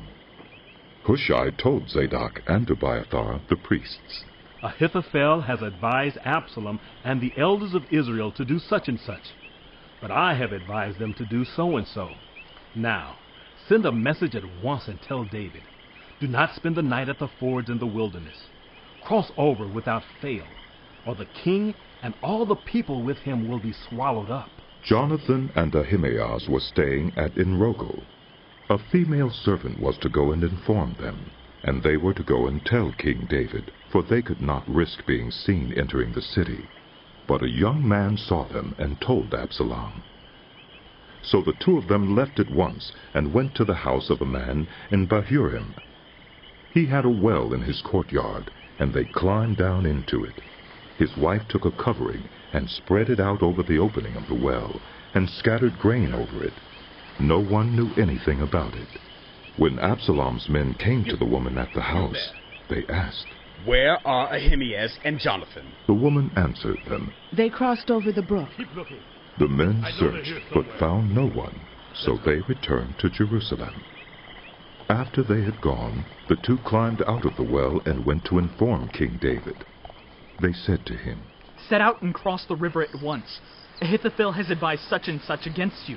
So David and all the people with him set out and crossed the Jordan. By daybreak, no one was left who had not crossed the Jordan. When Ahithophel saw that his advice had not been followed, he saddled his donkey and set out for his house in his hometown. He put his house in order and then hanged himself. So he died and was buried in his father's tomb. David went to Mahanaim, and Absalom crossed the Jordan with all the men of Israel. Absalom had appointed Amasa over the army in place of Joab. Amasa was the son of Jether, an Ishmaelite who had married Abigail, the daughter of Nahash, and sister of Zeruiah, the mother of Joab. The Israelites and Absalom camped in the land of Gilead. When David came to Mahanaim, Shobai, son of Nahash from Rabbah of the Ammonites, and Machir, son of Ammiel from Lodebar, and Barzillai, the Gileadite from Rogelim, brought bedding and bowls and articles of pottery. They also brought wheat and barley, flour and roasted grain, beans and lentils, honey and curds, sheep and cheese from cow's milk for David and his people to eat. For they said, "The people have become exhausted and hungry and thirsty in the wilderness." David mustered the men who were with him and appointed over them commanders of thousands and commanders of hundreds. David sent out his troops, a third under the command of Joab, a third under Joab's brother Abishai, son of Zeruiah, and a third under Ittai the Gittite. The king told the troops, "I myself will surely march out with you." But the men said, "You must not go out. If we are forced to flee, they won't care about us. Even if half of us die, they won't care. But you are worth 10,000 of us. It would be better now for you to give us support from the city." The king answered, "I will do whatever seems best to you." So the king stood beside the gate while all his men marched out in units of hundreds and of thousands. The king commanded Joab, Abishai, and Ittai, "Be gentle with the young man Absalom, for my sake." And all the troops heard the king giving orders concerning Absalom to each of the commanders. David's army marched out of the city to fight Israel, and the battle took place in the forest of Ephraim. There, Israel's troops were routed by David's men, and the casualties that day were great, 20,000 men. The battle spread out over the whole countryside, and the forest swallowed up more men that day than the sword. Now Absalom happened to meet David's men. He was riding his mule, and as the mule went under the thick branches of a large oak, Absalom's hair got caught in the tree. He was left hanging in midair, while the mule he was riding kept on going. When one of the men saw what had happened, he told Joab, "I just saw Absalom hanging in an oak tree." Joab said to the man who had told him this, "What? You saw him? Why didn't you strike him to the ground right there? Then I would have had to give you 10 shekels of silver and a warrior's belt." But the man replied, "Even if 1,000 shekels were weighed out into my hands, I would not lay a hand on the king's son." In our hearing, the king commanded you and Abishai and Ittai protect the young man Absalom for my sake. And if I had put my life in jeopardy, and nothing is hidden from the king, you would have kept your distance from me." Joab said, "I'm not going to wait like this for you." So he took 3 javelins in his hand and plunged them into Absalom's heart while Absalom was still alive in the oak tree. And 10 of Joab's armor-bearers surrounded Absalom, struck him, and killed him. Then Joab sounded the trumpet, and the troops stopped pursuing Israel, for Joab halted them. They took Absalom, threw him into a big pit in the forest, and piled up a large heap of rocks over him. Meanwhile, all the Israelites fled to their homes. During his lifetime, Absalom had taken a pillar and erected it in the king's valley as a monument to himself. For he thought, "I have no son to carry on the memory of my name." He named the pillar after himself, and it is called Absalom's monument to this day. Now Ahimaaz, son of Zadok, said, "Let me run and take the news to the king that the Lord has vindicated him by delivering him from the hand of his enemies. You are not the one to take the news today. Joab told him, You may take the news another time, but you must not do so today, because the king's son is dead. Then Joab said to a Cushite, Go, tell the king what you have seen. The Cushite bowed down before Joab and ran off. Ahimaaz, son of Zadok, again said to Joab, Come what may, please let me run behind the Cushite. But Joab replied, My son, why do you want to go? You don't have any news that will bring you a reward. He said, Come what may, I want to run. So Joab said, Run. Then Ahimaaz ran by way of the plain and outran the Cushite. While David was sitting between the inner and outer gates, the watchman went up to the roof of the gateway by the wall. As he looked out, he saw a man running alone. The watchman called out to the king and reported it. The king said, If he is alone, he must have good news. And the runner came closer and closer. Then the watchman saw another runner, and he called down to the gatekeeper. Look, another man running alone. The king said, He must be bringing good news, too. The watchman said, It seems to me that the first one runs like Ahimaaz, son of Zadok. He's a good man. The king said, He comes with good news. Then Ahimaaz called out to the king. All is well. He bowed down before the king with his face to the ground and said, Praise be to the Lord your God. He has delivered up those who lifted their hands against my lord the king. The king asked, Is the young man Absalom safe? Ahimaaz answered, I saw great confusion just as Joab was about to send the king's servant and me, your servant, but I don't know what it was. The king said, Stand aside and wait here. So he stepped aside and stood there. Then the Cushite arrived and said, My lord the king, hear the good news. The Lord has vindicated you today by delivering you from the hand of all who rose up against you. The king asked the Cushite, Is the young man Absalom safe? The Cushite replied, May the enemies of my lord the king and all who rise up to harm you be like that young man. The king was shaken. He went up to the room over the gateway and wept. As he went, he said, Oh, my son Absalom! My son Absalom! If only I had died instead of you, oh, Absalom, my son, Absalom, Joab was told, The king is weeping and mourning for Absalom. And for the whole army, the victory that day was turned into mourning, because on that day the troops heard it said, The king is grieving for his son.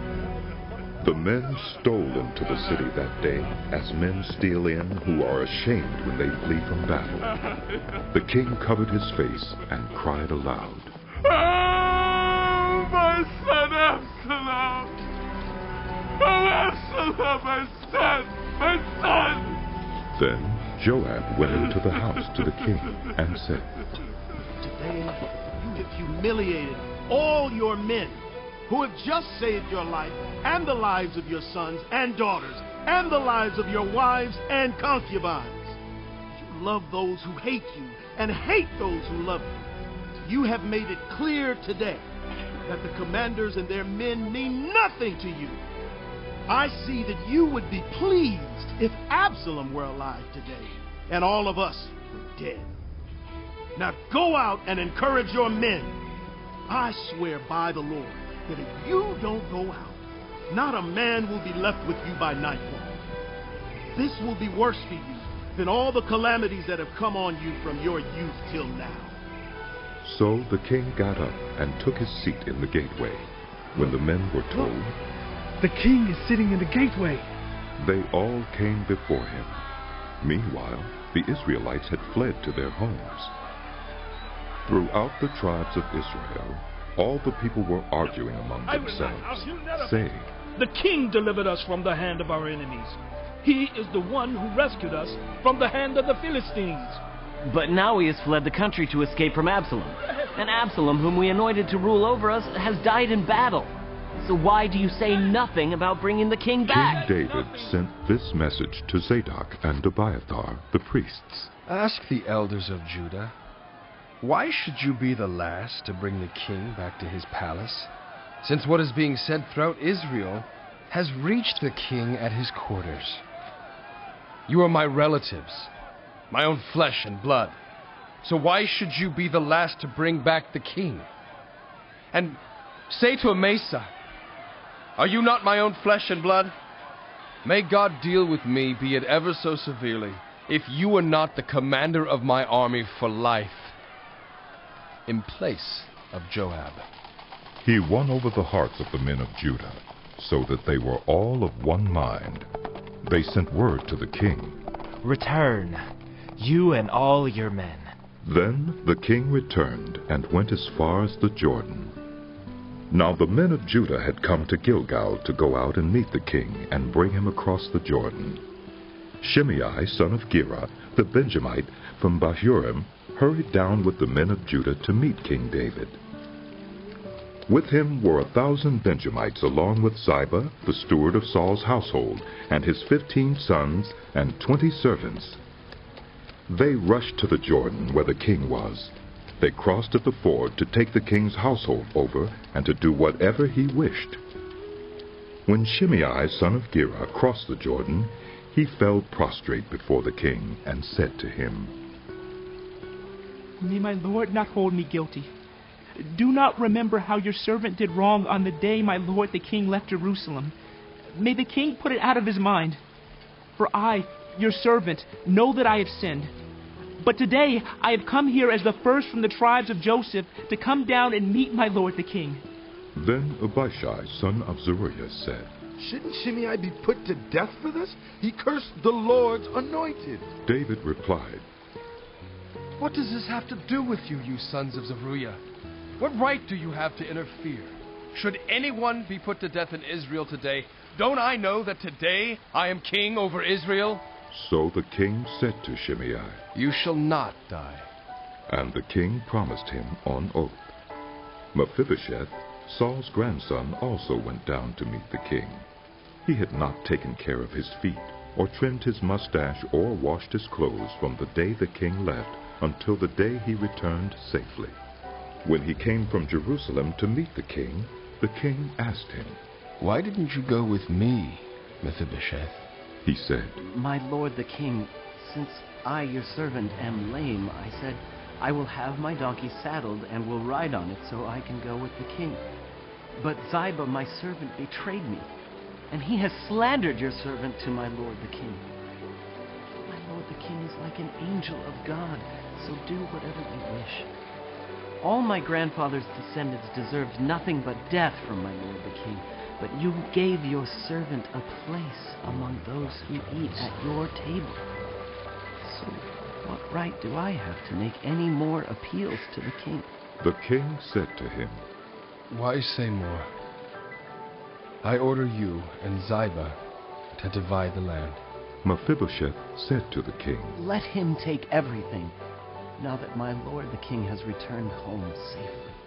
Barzillai the Gileadite also came down from Rogelim to cross the Jordan with the king and to send him on his way from there.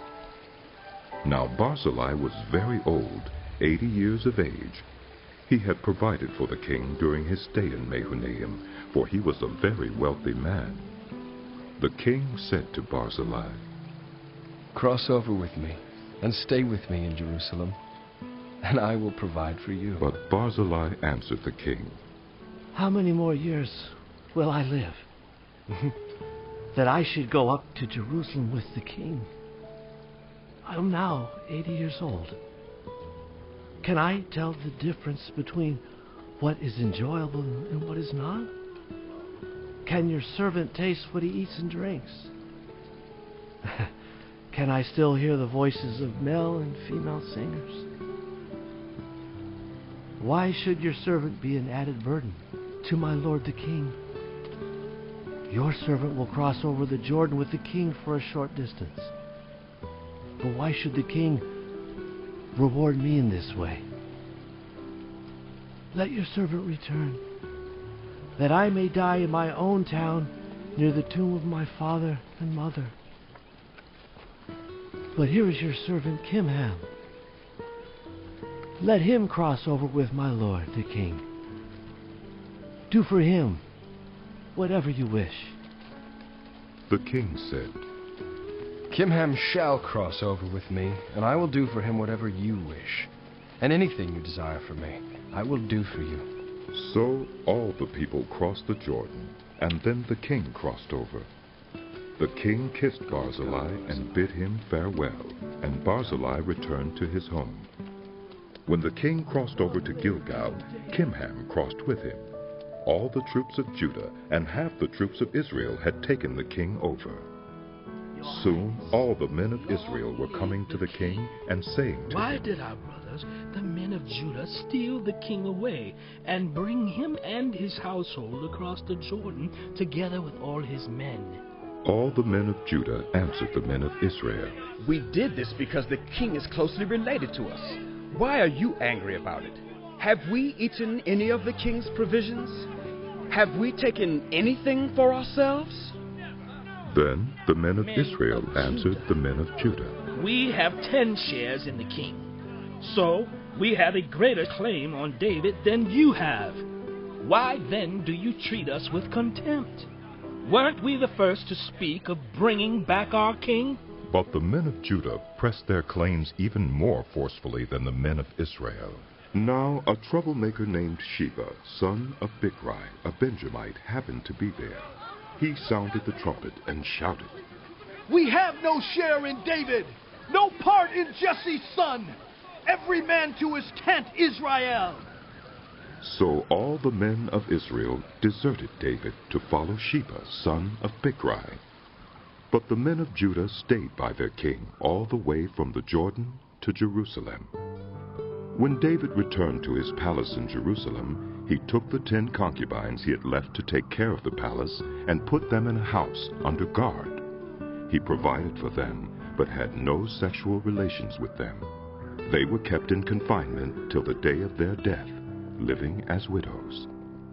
Then the king said to Amasa, Summon the men of Judah to come to me within 3 days, and be here yourself.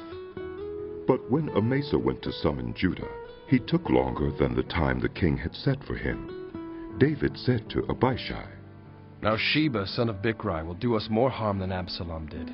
Take your master's men and pursue him, or he will find fortified cities and escape from us. So Joab's men and the Kerethites and Pelethites and all the mighty warriors went out under the command of Abishai. They marched out from Jerusalem to pursue Sheba, son of Bichri. While they were at the great rock in Gibeon, Amasa came to meet them.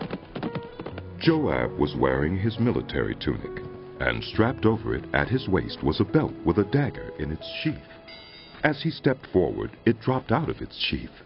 Joab said to Amasa, How are you, my brother? Then Joab took Amasa by the beard with his right hand to kiss him.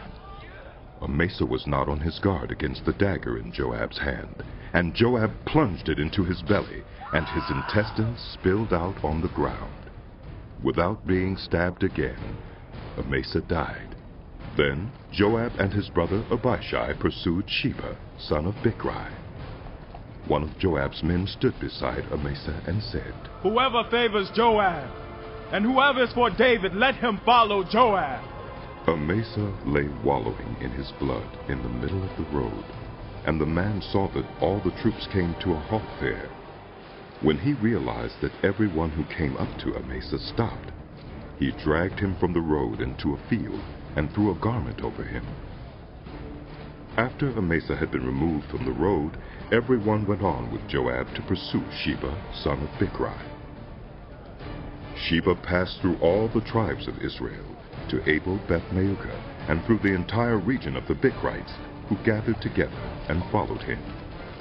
All the troops with Joab came and besieged Sheba in Abel Beth-maachah. They built a siege ramp up to the city, and it stood against the outer fortifications. While they were battering the wall to bring it down, a wise woman called from the city. Listen! Listen! Tell Joab to come here so I can speak to him. He went toward her, and she asked, Are you Joab? I am. He answered. She said, Listen to what your servant has to say. I'm listening. He said. She continued, Long ago they used to say, Get your answer at Abel, and that settled it. We are the peaceful and faithful in Israel. You are trying to destroy a city that is a mother in Israel. Why do you want to swallow up the Lord's inheritance? Far be it from me. Joab replied.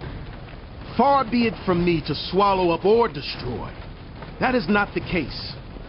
A man named Sheba, son of Bichri, from the hill country of Ephraim, has lifted up his hand against the king, against David. Hand over this one man, and I'll withdraw from the city. The woman said to Joab, His head will be thrown to you from the wall.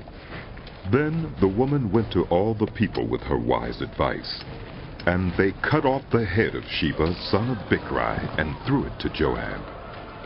So he sounded the trumpet, and his men dispersed from the city, each returning to his home, and Joab went back to the king in Jerusalem. Joab was over Israel's entire army. Benaiah, son of Jehoiada, was over the Kerethites and Pelethites.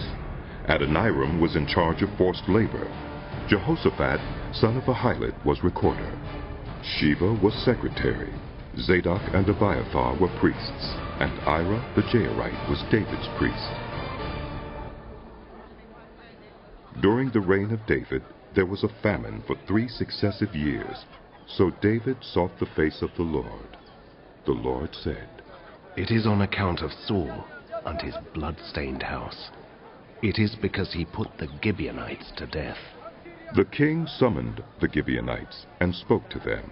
Now the Gibeonites were not a part of Israel, but were survivors of the Amorites. The Israelites had sworn to spare them, but Saul in his zeal for Israel and Judah had tried to annihilate them. David asked the Gibeonites, What shall I do for you? How shall I make atonement so that you will bless the Lord's inheritance? The Gibeonites answered him, We have no right to demand silver or gold from Saul or his family, nor do we have the right to put anyone in Israel to death. What do you want me to do for you? David asked. They answered the king, As for the man who destroyed us and plotted against us, so that we have been decimated and have no place anywhere in Israel, let 7 of his male descendants be given to us to be killed, and their bodies exposed before the Lord at Gibeah of Saul, the Lord's chosen one. So the king said, I will give them to you. The king spared Mephibosheth, son of Jonathan, the son of Saul, because of the oath before the Lord between David and Jonathan, son of Saul. But the king took Armoni and Mephibosheth, the 2 sons of Ai's daughter, Rizpah, whom she had borne to Saul, together with the 5 sons of Saul's daughter, Merab, whom she had borne to Adriel, son of Barzillai, the Maholathite. He handed them over to the Gibeonites, who killed them and exposed their bodies on a hill before the Lord. All 7 of them fell together. They were put to death during the first days of the harvest, just as the barley harvest was beginning. Rizpah, daughter of Aiah, took sackcloth and spread it out for herself on a rock, from the beginning of the harvest till the rain poured down from the heavens on the bodies. She did not let the birds touch them by day, or the wild animals by night. When David was told what Aiah's daughter Rizpah, Saul's concubine, had done, he went and took the bones of Saul and his son Jonathan from the citizens of Jabesh Gilead. They had stolen their bodies from the public square at Bethshan, where the Philistines had hung them after they struck Saul down on Gilboa. David brought the bones of Saul and his son Jonathan from there, and the bones of those who had been killed and exposed were gathered up. They buried the bones of Saul and his son Jonathan in the tomb of Saul's father Kish at Zelah in Benjamin, and did everything the king commanded. After that, God answered prayer in behalf of the land. Once again there was a battle between the Philistines and Israel. David went down with his men to fight against the Philistines, and he became exhausted. And Ishbi-benob, one of the descendants of Rapha, whose bronze spearhead weighed 300 shekels, and who was armed with a new sword, said he would kill David. But Abishai, son of Zeruiah, came to David's rescue. He struck the Philistine down and killed him. Then David's men swore to him, saying, "Never again will you go out with us to battle, so that the lamp of Israel will not be extinguished." In the course of time, there was another battle with the Philistines at Gob. At that time, Sibbecai the Hushathite killed Saph, one of the descendants of Rapha. In another battle with the Philistines at Gob, Elhanan, son of Jair the Bethlehemite, killed the brother of Goliath the Gittite, who had a spear with a shaft like a weaver's rod. In still another battle, which took place at Gath, there was a huge man with 6 fingers on each hand and 6 toes on each foot, 24 in all. He also was descended from Rapha. When he taunted Israel, Jonathan, son of Shemiah, David's brother, killed him. These 4 were descendants of Rapha in Gath, and they fell at the hands of David and his men.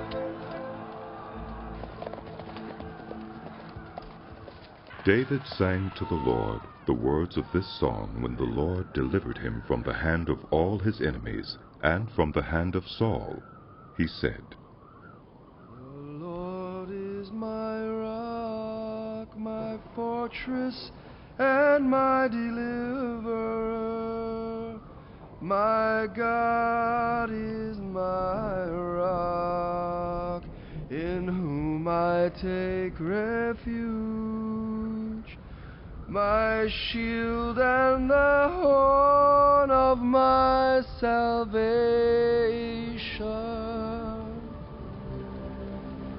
He is my stronghold, my refuge, and my Savior.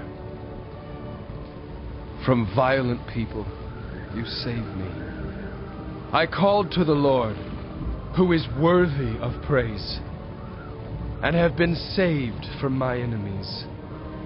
The waves of death swirled about me. The torrents of destruction overwhelmed me. The cords of the grave coiled around me. The snares of death confronted me. In my distress, I called to the Lord. I called out to my God. From his temple he heard my voice. My cry came to his ears. The earth trembled and quaked. The foundations of the heavens shook. They trembled because he was angry. Smoke rose from his nostrils. Consuming fire came from his mouth. Burning coals blazed out of it. He parted the heavens and came down. Dark clouds were under his feet. He mounted the cherubim and flew. He soared on the wings of the wind. He made darkness his canopy around him. The dark rain clouds of the sky. Out of the brightness of his presence, bolts of lightning blazed forth. The Lord thundered from heaven. The voice of the Most High resounded. He shot his arrows and scattered the enemy. With great bolts of lightning, he routed them. The valleys of the sea were exposed, and the foundations of the earth laid bare at the rebuke of the Lord, at the blast of breath from his nostrils. He reached down from on high and took hold of me. He drew me out of deep waters. He rescued me from my powerful enemy, from my foes who were too strong for me. They confronted me in the day of my disaster, but the Lord was my support. He brought me out into a spacious place. He rescued me because he delighted in me. Because he delighted in me. The Lord has dealt with me according to my righteousness. According to the cleanness of my hands, he has rewarded me. For I have kept the ways of the Lord. I am not guilty of turning from God. All his laws are before me. I have not turned away from his decrees. I have been blameless before him, and have kept myself from sin. The Lord has rewarded me according to my righteousness, according to my cleanness in his sight. To the faithful, you show yourself faithful. To the blameless, you show yourself blameless. To the pure, you show yourself pure. But to the devious, you show yourself shrewd. You save the humble, but your eyes are on the haughty to bring them low. You, Lord, are my lamp. The Lord turns my darkness into light. With your help, I can advance against a troop. With my God, I can scale a wall. As for God, his way is perfect. The Lord's word is flawless. He shields all who take refuge in him. For who is God besides the Lord? And who is the rock except our God? It is God who arms me with strength and keeps my way secure. He makes my feet like the feet of a deer. He causes me to stand on the heights. He trains my hands for battle. My arms can bend a bow of bronze. You make your saving help my shield. Your help has made me great. You provide a broad path for my feet, so that my ankles do not give way. I pursued my enemies and crushed them. I did not turn back till they were destroyed. I crushed them completely, and they could not rise. They fell beneath my feet. You armed me with strength for battle. You humbled my adversaries before me. You made my enemies turn their backs in flight, and I destroyed my foes. They cried for help, but there was no one to save them. To the Lord, but he did not answer. I beat them as fine as the dust of the earth. I pounded and trampled them like mud in the streets.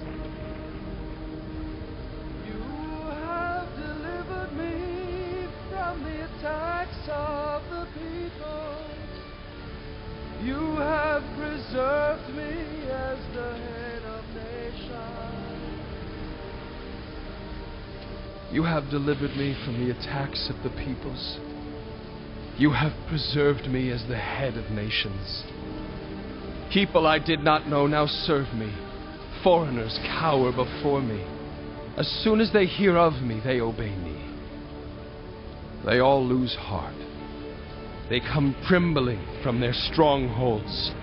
The Lord lives, praise be to my rock. Exalted be my God, the rock, my Savior. He is the God who avenges me, who puts the nations under me, who sets me free from my enemies. You exalted me above my foes.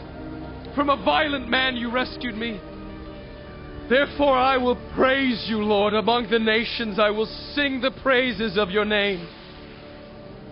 He gives his king great victories.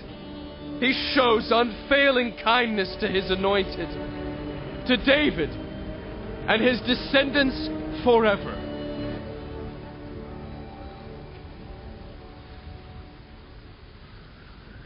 These are the last words of David, the inspired utterance of David, son of Jesse, the utterance of the man exalted by the Most High, the man anointed by the God of Jacob, the hero of Israel's songs.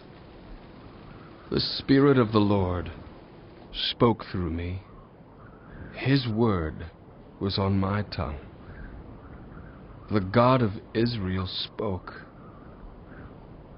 The Rock of Israel said to me, when one rules over people in righteousness, when he rules in the fear of God, he is like the light of morning at sunrise on a cloudless morning,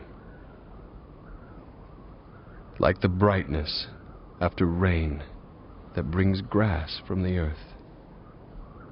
If my house were not right with God, surely he would not have made with me an everlasting covenant, arranged and secured in every part. Surely he would not bring to fruition my salvation and grant me my every desire. But evil men are all to be cast aside like thorns, which are not gathered with the hand. Whoever touches thorns uses a tool of iron or the shaft of a spear. They are burned up where they lie. These are the names of David's mighty warriors. Josheb-Basshebeth, a Tekemonite, was chief of the three. He raised his spear against 800 men whom he killed in one encounter. Next to him was Eleazar, son of Dodai, the Ahohite. As one of the three mighty warriors, he was with David when they taunted the Philistines gathered at Pasdammim for battle. Then the Israelites retreated, but Eleazar stood his ground and struck down the Philistines till his hand grew tired and froze to the sword. The Lord brought about a great victory that day. The troops returned to Eleazar, but only to strip the dead. Next to him was Shammah, son of Agi the Hararite. When the Philistines banded together at a place where there was a field full of lentils, Israel's troops fled from them. But Shammah took his stand in the middle of the field. He defended it and struck the Philistines down, and the Lord brought about a great victory. During harvest time, 3 of the 30 chief warriors came down to David at the cave of Adullam, while a band of Philistines was encamped in the valley of Rephaim.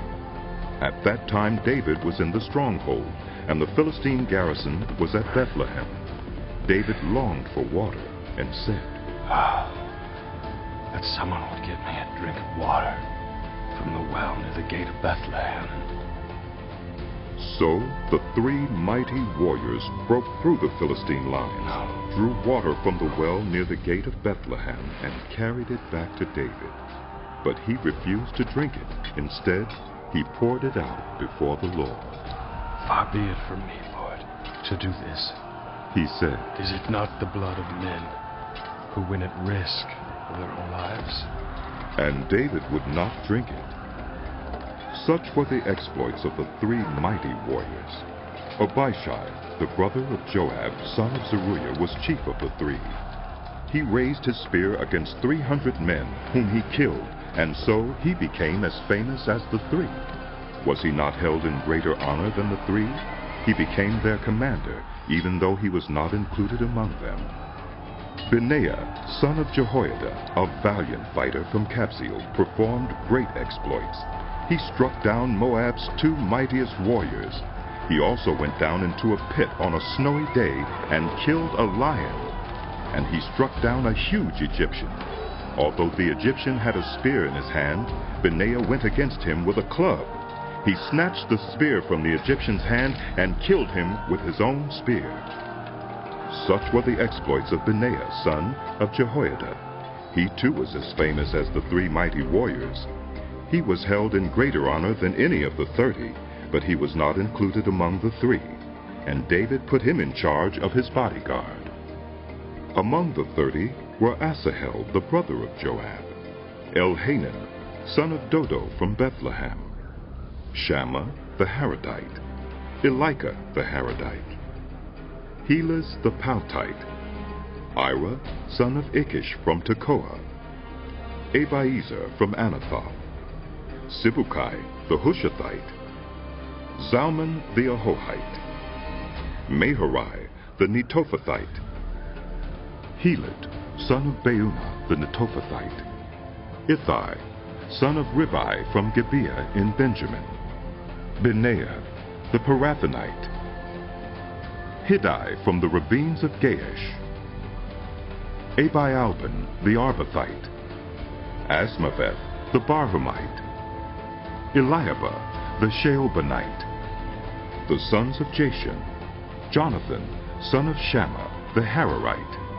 Ahiam son of Sharah the Hararite, Eliphalet son of Ahasbai the Meukathite, Eliam son of Ahithophel the Gilonite, Hezro the Carmelite, Peorai the Arbite, Igal son of Nathan from Zobah, the son of Hagri, Zelek the Ammonite, Naharai the Beurathite, the armor-bearer of Joab, son of Zeruiah, Ira the Ithrite, Gareb the Ithrite, and Uriah the Hittite. There were 37 in all. Again the anger of the Lord burned against Israel, and he incited David against them, saying, Go and take a census of Israel and Judah. So the king said to Joab and the army commanders with him, Go throughout the tribes of Israel, from Dan to Beersheba, and enroll the fighting men, so that I may know how many there are. But Joab replied to the king, May the Lord your God multiply the troops 100 times over, and may the eyes of my lord the king see it. But why does my lord the king want to do such a thing? The king's word, however, overruled Joab and the army commanders. So they left the presence of the king to enroll the fighting men of Israel. After crossing the Jordan, they camped near Aurora, south of the town in the gorge, and then went through Gad and on to Jazer. They went to Gilead and the region of Tatim Hodshai, and on to Dan Jain, and around toward Sidon. Then they went toward the fortress of Tyre, and all the towns of the Hivites and Canaanites. Finally they went on to Beersheba in the Negev of Judah. After they had gone through the entire land, they came back to Jerusalem at the end of 9 months and 20 days. Joab reported the number of the fighting men to the king. In Israel there were 800,000 able-bodied men who could handle a sword, and in Judah 500,000. David was conscience-stricken after he had counted the fighting men, and he said to the Lord, I have sinned greatly in what I have done. Now, Lord, I beg you, take away the guilt of your servant. I have done a very foolish thing. Before David got up the next morning, the word of the Lord had come to Gad the prophet, David's seer. Go and tell David, this is what the Lord says. I am giving you 3 options. Choose one of them for me to carry out against you. So Gad went to David and said to him, Shall there come on you 3 years of famine in your land, or 3 months of fleeing from your enemies while they pursue you, or 3 days of plague in your land? Now then, think it over and decide how I should answer the one who sent me. David said to Gad, I am in deep distress. Let us fall into the hands of the Lord, for his mercy is great. But do not let me fall into human hands. So the Lord sent a plague on Israel from that morning until the end of the time designated, and 70,000 of the people from Dan to Beersheba died. When the angel stretched out his hand to destroy Jerusalem, the Lord relented concerning the disaster, and said to the angel who was afflicting the people, Enough. Withdraw your hand. The angel of the Lord was then at the threshing floor of Araunah, the Jebusite. When David saw the angel who was striking down the people, he said to the Lord, I have sinned. I, the shepherd, have done wrong. These are but sheep. What have they done? Let your hand fall on me and my family. On that day, Gad went to David and said to him, Go up and build an altar to the Lord on the threshing floor of Araunah the Jebusite. So David went up, as the Lord had commanded, through Gad. When Araunah looked and saw the king and his officials coming toward him, he went out and bowed down before the king with his face to the ground. Araunah said, Why has my lord the king come to his servant? To buy your threshing floor, David answered, so I can build an altar to the Lord, that the plague on the people may be stopped. Araunah said to David, Let my lord the king take whatever he wishes and offer it up. Here are oxen for the burnt offering, and here are threshing sledges and ox yokes for the wood. Your Majesty, Araunah gives all this to the king. Araunah also said to him, May the Lord your God accept you. But the king replied to Araunah, No, I insist on paying you for it. I will not sacrifice to the Lord my God burnt offerings that cost me nothing. So David bought the threshing floor and the oxen, and paid 50 shekels of silver for them. David built an altar to the Lord there, and sacrificed burnt offerings and fellowship offerings. Then the Lord answered his prayer in behalf of the land, and the plague on Israel was stopped.